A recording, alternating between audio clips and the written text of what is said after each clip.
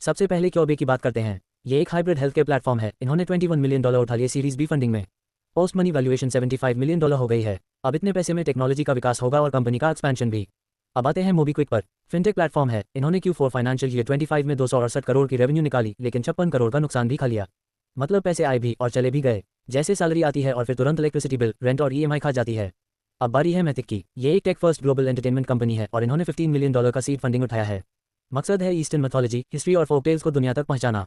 सुन के तो ऐसा लग रहा है जैसे Ramayana meets Marvel universe type कुछ बड़ा धमाका आने वाला है। Fingers crossed. फिर आते हैं मिको पर। रोबोटिक्स और AI वाला स्टार्टअप है।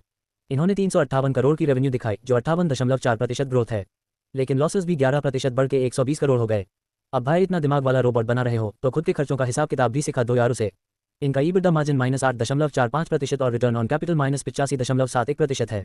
और हाँ, ये हर ₹1 कमाने के लिए ₹1.41 खर्च कर रहे हैं। क्लाउडसेक की बात करें तो इन्होंने $19 मिलियन उठाए हैं सीरीज A2 और में। पैसा जाएगा AI मॉडल्स, प्लेटफॉर्म इंटीग्रेशंस और एक्सपेंशन में। लगता है साइबर सिक्योरिटी वाले भी अब हैकर से तेज दौड़ने की तैयारी में हैं।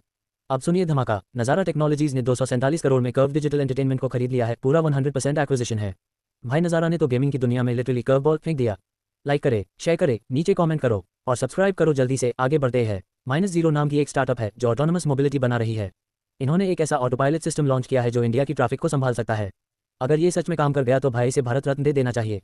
ऑटो और बाइक वालों से लड़ना किसी युद्ध से कम नहीं। शिपरॉकेट ने भी कमाल किया है। इन्होंने सेबी के पास DRHP फाइल कर दी है।